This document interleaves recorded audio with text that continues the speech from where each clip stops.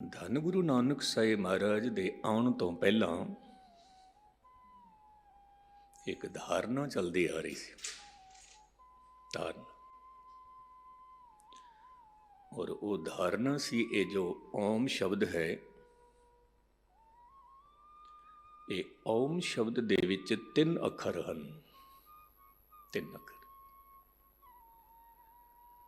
3 ਅੱਖਰ ਕੀ ਕੁਝ ਕਹਿੰਦੇ ਪਏ ਨੇ ਕਿ ਓਮ ਦੇ ਵਿੱਚ ਜਿਹੜੇ 3 ਅੱਖਰ ਹਨ, ਅਕਾਰ, ਉਕਾਰ, ਮਕਾਰ, ਇਹ 3 ਅੱਖਰ ਨੇ। ਆਕਾਰ ਤੋਂ ਮੁਰਾਦ ਹੈ ਸਾਰੀ ਸ੍ਰਿਸ਼ਟੀ ਨੂੰ ਬਣਾਉਣ ਵਾਲਾ। ਉਕਾਰ ਤੋਂ ਮੁਰਾਦ ਹੈ ਸਾਰੀ ਸ੍ਰਿਸ਼ਟੀ ਨੂੰ ਉਪਜੀਵਿਕਾ ਦੇਣ ਵਾਲਾ। ਔਰ ਮਕਾਰ ਤੋਂ ਮੁਰਾਦ ਹੈ ਸਾਰੀ ਸ੍ਰਿਸ਼ਟੀ ਨੂੰ ਮਿਟਾਉਣ ਵਾਲਾ। ਤਾਂ ਸਨਾਤਨ ਧਰਮ ਦੇ ਵਿੱਚ ਇਹ ਧਾਰਨਾ ਹੈ ਕਿ ਸ੍ਰਿਸ਼ਟੀ ਨੂੰ ਬਣਾਉਣ ਵਾਲਾ ਕੋਈ ਹੋਰ ਹੈ, ਜੋ ਕਿ ਬ੍ਰਹਮਾ ਵੱਲ ਇਸ਼ਾਰਾ ਕਰਦੇ ਨੇ। ਸ੍ਰਿਸ਼ਟੀ ਨੂੰ ਰਿਜ਼ਕ ਦੇਣ ਵਾਲਾ ਕੋਈ ਹੋਰ ਹੈ, ਵਿਸ਼ਨੂੰ ਜੀ ਮਹਾਰਾਜ ਵੱਲ ਇਸ਼ਾਰਾ।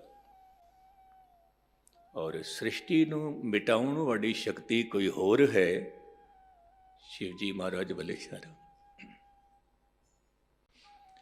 ਅੱਜ ਵੀ ਇਹ ਧਾਰਨਾ ਮੌਜੂਦ ਹੈ ਸਨਾਤਨ ਧਰਮ ਵਿੱਚ। ਗੁਰੂ ਨਾਨਕ ਸਾਹਿਬ ਮਹਾਰਾਜ ਕਹਿਣ ਲੱਗੇ, ਮੈਂ ਇਸ ਗੱਲ ਨੂੰ ਕਬੂਲ ਨਹੀਂ ਕਰਦਾ। ਕਿਉਂਕਿ ਇਹ 3 ਸ਼ਕਤੀਆਂ ਕਿਉਂ ਹਨ, ਕਾਰਨ ਕੀ ਹੈ? ਤਾਂ ਗੁਰੂ ਨਾਨਕ ਸਾਹਿਬ ਦੇ ਸਾਹਮਣੇ ਇੱਕ ਗੱਲ ਕੀ ਰੱਖੀ ਕਿ ਜਿਹੜੀ ਮਾਂ ਜਨਮ ਦੇ ਸਕਦੀ ਹੈ, ਉਹ ਮਾਂ ਆਪਣੇ ਬੱਚੇ ਨੂੰ ਮਾਰ ਨਹੀਂ ਸਕਦੀ। ਫਿਰ ਜਿਸਨੇ ਬੱਚੇ ਨੂੰ ਮਾਰਨਾ ਹੋਵੇਗਾ, ਉਹਨੇ ਫਿਰ ਰਿਜ਼ਕ ਕਿਉਂ ਦੇਣਾ ਹੈ, ਰੋਜੀ ਕਿਉਂ ਦੇਣੀ ਹੈ? ਜਿਸਨੇ ਮਾਰਨਾ ਹੋਵੇਗਾ। ਇਸ ਕਰਕੇ ਜਨਮ ਦੇਣ ਵਾਲਾ ਕੋਈ ਹੋਰ ਹੈ, ਰੋਜੀ ਦੇਣ ਵਾਲਾ ਕੋਈ ਹੋਰ ਹੈ, ਔਰ ਮਿਟਾਉਣ ਵਾਲਾ ਕੋਈ ਹੋਰ ਹੈ। ਤਿੰਨੋਂ ਵੱਖਰੇ ਵੱਖਰੇ ਨੇ, ਵੱਖਰੇ ਵੱਖਰੇ। ਗੁਰੂ ਨਾਨਕ ਸਾਹਿਬ ਮਹਾਰਾਜ ਨੇ ਕੀ ਕੀਤਾ? ਓਮ ਦਾ ਹੀ ਵਿਸਤਾਰ ਕਰਕੇ ਇਸ ਤੋਂ ਪਹਿਲਾਂ ਏਕਾ ਲਗਾ ਦਿੱਤਾ, ਔਰ ਆਪ ਜੀ ਦੀ ਰਸਨਾ ਚੋਂ ਬੋਲ ਨਿਕਲੇ, ਇੱਕ ਓੰਕਾਰ। ਇੱਕ ਤੋਂ ਹੀ ਬਣਦਾ ਹੈ, ਇੱਕ ਤੋਂ ਹੀ ਰਿਜ਼ਕ ਮਿਲਦਾ ਹੈ, ਇੱਕ ਹੀ ਮਿਟਾ ਰਿਹਾ ਹੈ। ਵੱਖਰੇ ਵੱਖਰੇ ਨਹੀਂ ਹਨ। ਇੱਕ ਹੀ ਜਨਮਦਾਤਾ ਹੈ, ਇੱਕ ਹੀ ਅੰਨਦਾਤਾ ਹੈ, ਇੱਕ ਹੀ ਪ੍ਰਲੇ ਦਾਤਾ ਹੈ। ਜਦੋਂ ਸਭ ਕੁਝ ਉਹੀ ਹੈ, ਹੁਣ ਉਹਦੇ ਨਾਲ ਮਿਲਨ ਕਿਵੇਂ ਹੋਵੇ? ਕਿਵੇਂ ਹੋਵੇ? ਇੱਕ ਗੱਲ ਮੈਂ ਹੋਰ ਕਹਿ ਦੇਵਾਂ ਕਿ ਜਿਸ ਨੂੰ ਅਸੀਂ ਪਰਮਾਤਮਾ ਕਹਿੰਦੇ ਹਾਂ, ਪ੍ਰਭੂ ਕਹਿੰਦੇ ਹਾਂ, ਉਹ ਕੋਈ ਮਨੁੱਖ ਨਹੀਂ ਹੈ, ਉਹ ਇੱਕ ਜੋਤ ਹੈ, ਇੱਕ ਲਾਈਟ ਹੈ। ਇਹ ਗੱਲ ਆਪਣੇ ਜ਼ਹਿਨ ਵਿੱਚ ਵਸਾ ਲੈਣਾ, ਕਿਉਂਕਿ ਜੇ ਕਿਧਰੇ ਅਸੀਂ ਇਹ ਮੰਨ ਬੈਠੇ ਕਿ ਪਰਮਾਤਮਾ ਕੋਈ ਮਨੁੱਖ ਹੈ, ਫਿਰ ਇਹ ਵੀ ਮੰਨਣਾ ਪਏਗਾ ਕਿ ਉਸ ਨੂੰ ਕੋਈ ਜਨਮ ਦੇਣ ਵਾਲਾ ਵੀ ਹੈ। ਫਿਰ ਜਿਹਦਾ ਜਨਮ ਹੋਇਆ ਤੇ ਫਿਰ ਇਹ ਵੀ ਮੰਨਣਾ ਪਏਗਾ ਕਿ ਫਿਰ ਉਹਦਾ ਮਰਨ ਵੀ ਹੋਵੇਗਾ। ਇਸ ਕਰਕੇ ਪਰਮਾਤਮਾ ਇੱਕ ਜੋਤ ਹੈ, ਔਰ ਉਹ ਜੋਤ ਕਣ ਕਣ ਵਿੱਚ ਮੌਜੂਦ ਹੈ, ਹਰ ਥਾਂ 'ਤੇ ਮੌਜੂਦ ਹੈ। ਉਹ ਜੋਤ ਆਪ ਜੀ ਦੇ ਵਿੱਚ ਵੀ ਮੌਜੂਦ ਹੈ, ਸਾਰਿਆਂ ਦੇ ਵਿੱਚ ਮੌਜੂਦ ਹੈ।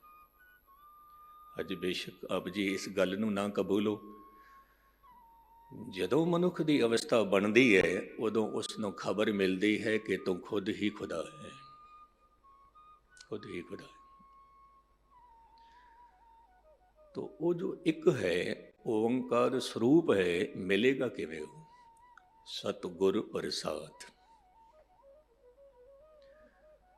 ਸਤਿਗੁਰੂ ਦੀ ਕਿਰਪਾ ਨਾਲ ਮਿਲੇਗਾ, ਰਹਿਮਤ ਨਾਲ ਮਿਲੇਗਾ। ਹੁਣ ਇੱਕ ਗੱਲ ਚੇਤੇ ਰੱਖਣਾ,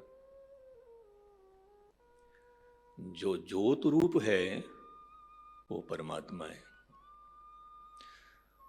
ਜੋਤ ਰੂਪ ਵਿੱਚ ਪਰਮਾਤਮਾ ਹੈ, ਔਰ ਸ਼ਬਦ ਰੂਪ ਵਿੱਚ ਗੁਰੂ ਹੈ। ਤੇ ਗੁਰੂ ਵਿੱਚ ਤੇ ਪਰਮਾਤਮਾ ਵਿੱਚ ਕੋਈ ਭੇਦ ਨਹੀਂ ਹੈ। ਜੋਤ ਰੂਪ ਵਿੱਚ ਜੋ ਪਰਮਾਤਮਾ ਹੈ, ਉਹੀ ਸ਼ਬਦ ਰੂਪ ਵਿੱਚ ਗੁਰੂ ਹੈ। ਜੋ ਸ਼ਬਦ ਰੂਪ ਵਿੱਚ ਗੁਰੂ ਹੈ, ਉਹੀ ਜੋਤ ਰੂਪ ਵਿੱਚ ਪਰਮਾਤਮਾ ਹੈ, ਉਹੀ ਪਰਮਾਤਮਾ। ਪਰ ਉਹਦੇ ਨਾਲ ਮਿਲਨ ਕਿਸ ਤਰ੍ਹਾਂ ਹੋਵੇ? ਕਹਿੰਦੇ ਨੇ ਗੁਰ ਪ੍ਰਸਾਦ। ਇਹ ਦੋ ਸ਼ਬਦ ਥੋੜੇ ਜਿਹੇ ਸਮਝ ਲੈਣਾ, ਪ੍ਰਸਾਦ ਔਰ ਪ੍ਰਯਾਸ। ਇਹ ਦੋ ਸ਼ਬਦ, ਪ੍ਰਸਾਦ ਕਹਿੰਦੇ ਨੇ ਕਿਰਪਾ ਨੂੰ।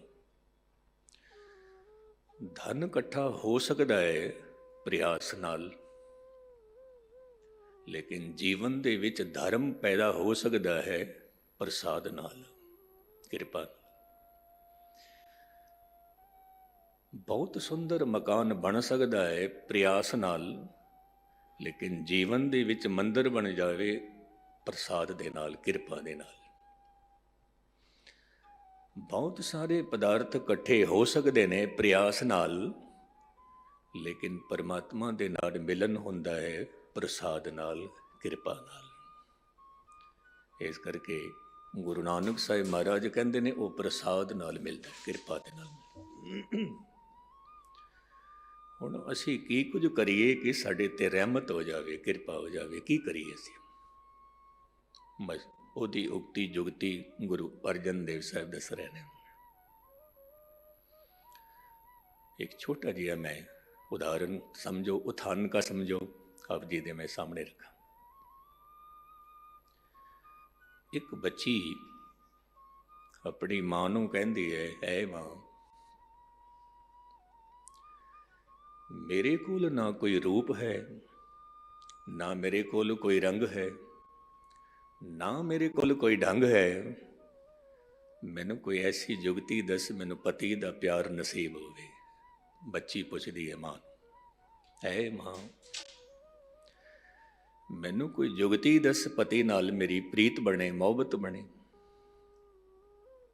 ਸ਼ਬਦ ਦੇ ਬੋਲ ਹਨ, ਕਵਨ ਗੁਣ ਪ੍ਰਾਨ ਪਤ ਮਿਲੋ ਮੇਰੀ ਮਾਈ।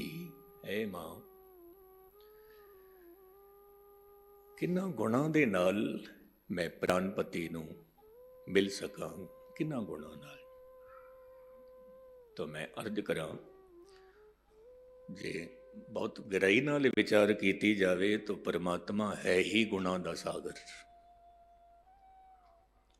ਔਰ ਜੇਕਰ ਮੈਂ ਇਸ ਤਰ੍ਹਾਂ ਕਹਿ ਦੇਵਾਂ, ਗੁਣ ਹੀ ਪਰਮਾਤਮਾ ਹੈ, ਗੁਣ ਹੀ। ਦਇਆ ਕੀ ਹੈ? ਗੁਣ ਹੈ। ਧਰਮ ਕੀ ਹੈ? ਗੁਣ ਹੈ। ਪ੍ਰੇਮ ਕੀ ਹੈ? ਗੁਣ ਹੈ। ਔਰ ਉਹ ਆਪ ਪਰਿਪੂਰਨ ਪਰਮਾਤਮਾ, ਜਤਰ ਤਤਰ ਦਿਸ਼ਾ ਵਿਸ਼ਾ ਹੋਏ ਫੈਲਿਓ ਅਨੁਰਾਗ। ਪ੍ਰੇਮ, ਪ੍ਰੇਮ ਗੁਣ ਹੈ। ਪ੍ਰੇਮ ਆਪਣੇ ਆਪ ਦੇ ਵਿੱਚ ਹੀ ਇੱਕ ਅਵਸਥਾ ਹੈ। ਤੋ ਗੁਣਾਂ ਦੇ ਸਾਗਰ ਨੂੰ ਮਿਲਣਾ ਹੋਵੇ ਤਾਂ ਗੁਣ ਇਕੱਠੇ ਕਰਨੇ ਪੈਣਗੇ, ਗੁਣ ਇਕੱਠੇ। ਹੁਣ ਇੱਕ ਆਲਮ ਕਹਿੰਦਾ ਹੈ, ਹਮ ਤਮਾਮ ਧਰਤੀ ਕੋ गुलशन तो बना नहीं सकते, बस जहाँ से गुजरते हैं खार ही चुन लेते हैं। ਅਸੀਂ ਤੁਰੀ ਜਾ ਰਹੇ ਹਾਂ, ਰਾਹ ਦੇ ਵਿੱਚ ਪੱਥਰ ਦਾ ਟੁਕੜਾ ਪਿਆ ਹੈ, ਕੰਡਾ ਪਿਆ ਹੈ, ਕਹਿੰਦਾ ਮੈਂ ਉਹਨੂੰ ਹੀ ਉਠਾ ਕੇ ਇੱਕ ਪਾਸੇ ਰੱਖ ਦੇਣਾ, ਇਹ ਵੀ ਬੰਦਗੀ ਹੈ, ਇਹ ਵੀ ਭਗਤੀ ਹੈ। ਬੁਲੇਸ਼ਾ ਇੱਕ ਗੱਲ ਕਹਿੰਦਾ ਸੀ, ਕਹਿੰਦਾ ਸੀ ਮੌਲਵੀ ਦੇ ਹੱਥ ਵਿੱਚ ਤਸਬੀਹ ਸੀ, ਮਾਲਾ ਸੀ। ਬੁਲੇਸ਼ਾ ਉਸ ਨੂੰ ਦੇਖ ਕੇ ਕਹਿੰਦਾ ਹੈ, ਮੌਲਵੀ ਜੀ, ਖਾਨ ਜੀ, ਇੱਕ ਗੱਲ ਦੱਸ ਮੈਨੂੰ। ਮੌਲਵੀ ਕਹਿੰਦਾ ਹੈ, ਹਾਂ ਜੀ ਦੱਸੋ ਮਹਾਰਾਜ, ਕੀ ਕਹਿਣਾ ਚਾਹੁੰਦੇ ਹੋ? ਬੁਲੇਸ਼ਾ ਕਹਿਣ ਲੱਗੇ ਕਿ किसी रोते को हंसाया है तो 10 खां। किसी रोंदे होए नूं तू हंसाया नहीं, रोंदे नूं हंसाया है तो 10 खां, किसी भुखे नूं रजाया है तो 10 खां। नहीं, भुखे नूं नहीं रजाया। और गुस्ताखी माफ, ये भी गल मैनूं कहण देना, गुरपुरबां ते ਵੱਖ-ਵੱਖ ਕਿਸਮ ਦਾ ਲੰਗਰ ਬਣਾ ਕੇ ਅਸੀਂ ਆਪ ਹੀ ਖਾ ਜਾਂਦੇ ਹਾਂ, ਖੁਦ ਹੀ ਖਾ ਜਾਂਦੇ ਹਾਂ। ਔਰ ਇੱਕ ਗੱਲ ਮੈਨੂੰ ਕਹਿਣ ਦੇਣਾ, ਗੁਸਤਾਖੀ ਮਾਫ, ਕਿਉਂਕਿ ਮੈਂ ਆਪ ਮਹਿਸੂਸ ਕੀਤਾ, ਨੋਟ ਕੀਤਾ, ਲੰਗਰ ਵੰਡਣ ਤੋਂ ਪਹਿਲਾਂ ਹੀ ਜਿਹੜੇ ਸੇਵਾ ਕਰਨ ਵਾਲੇ ਹੁੰਦੇ ਨੇ, ਪਹਿਲਾਂ ਹੀ ਬਾਲਟੀਆਂ ਭਰ ਲੈਂਦੇ ਨੇ, ਖੀਰ ਦੀ ਬਾਲਟੀ, ਸਬਜ਼ੀ ਦੀ ਬਾਲਟੀ, ਪਤਾ ਨਹੀਂ ਬਾਅਦ ਵਿੱਚ ਬਚੇ ਕਿ ਨਾ ਬਚੇ। ਪਹਿਲਾਂ ਹੀ ਮਰ ਲੈਂਦੇ ਨੇ ਆਪਣੇ ਵਾਸਤੇ, ਮਾਫੀ ਮੰਗਣਾ। ਕਹਿੰਦੇ ਨੇ ਨਹੀਂ, ਇਹ ਲੰਗਰ ਤਾਂ ਉਹਨਾਂ ਵਾਸਤੇ ਨੇ ਜਿਹੜੇ ਲੋੜਵੰਦ ਨੇ, ਲੋੜਵੰਦ ਨੇ।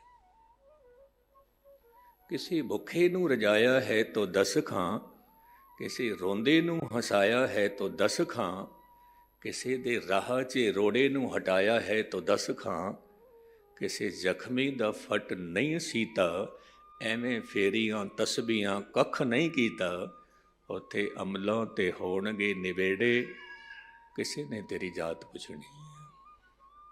ਅਮਲ, ਕਰਮ, ਕਰਮ ਪ੍ਰਧਾਨ। ਤੋ ਧੰਨ ਗੁਰੂ ਅਰਜਨ ਦੇਵ ਸਾਹਿਬ ਮਹਾਰਾਜ ਕਹਿੰਦੇ ਨੇ, ਤੂੰ ਗੁਣ ਇਕੱਠੇ ਕਰ, ਕਵਨ ਗੁਣ ਪ੍ਰਾਨ ਪਤ ਮਿਲੋ ਮੇਰੀ ਮਾਈ। ਇੱਕ ਤੜਫਨ ਪੈਦਾ ਹੋਈ, ਇੱਕ ਪਿਆਸ ਪੈਦਾ ਹੋਈ। ਅਕਸਰ ਆਪ ਜੀ ਦੇਖਦੇ ਹੋ ਕਿ ਬੱਚੇ ਦਾ ਜਨਮ ਹੋਇਆ, ਉਹ ਪਿਆਸ ਜਮਾਂਦਰੂ ਲੈ ਕੇ ਆਇਆ। ਬੱਚੇ ਦਾ ਜਨਮ ਹੋਇਆ, ਭੁੱਖ ਜਮਾਂਦਰੂ ਲੈ ਕੇ ਆਇਆ। ਪਾਣੀ ਦੀ ਪਿਆਸ, ਰੋਟੀ ਦੀ ਭੁੱਖ ਬੱਚੇ ਦੇ ਕੋਲ ਜਮਾਂਦਰੂ ਹੈ, ਪਰ ਗੁਸਤਾਖੀ ਮਾਫ, ਪਰਮਾਤਮਾ ਦੀ ਬੰਦਗੀ, ਪਰਮਾਤਮਾ ਦੀ ਭੁੱਖ, ਪਰਮਾਤਮਾ ਦੀ ਪਿਆਸ ਜਮਾਂਦਰੂ ਨਹੀਂ ਹੈ, ਨਹੀਂ। ਕਥਾ ਸੁਣ ਸੁਣ ਕੇ ਪਿਆਸ ਲਗਾਉਣੀ ਪੈਂਦੀ ਹੈ, ਭੁੱਖ ਲਗਾਉਣੀ ਪੈਂਦੀ ਹੈ। ਕੀਰਤਨ ਸੁਣ ਸੁਣ ਕੇ, ਪਾਠ ਕਰ ਕਰਕੇ ਪਿਆਸ ਲਗਾਉਣੀ ਪੈਂਦੀ ਹੈ, ਭੁੱਖ ਲਗਾਉਣੀ ਪੈਂਦੀ ਹੈ।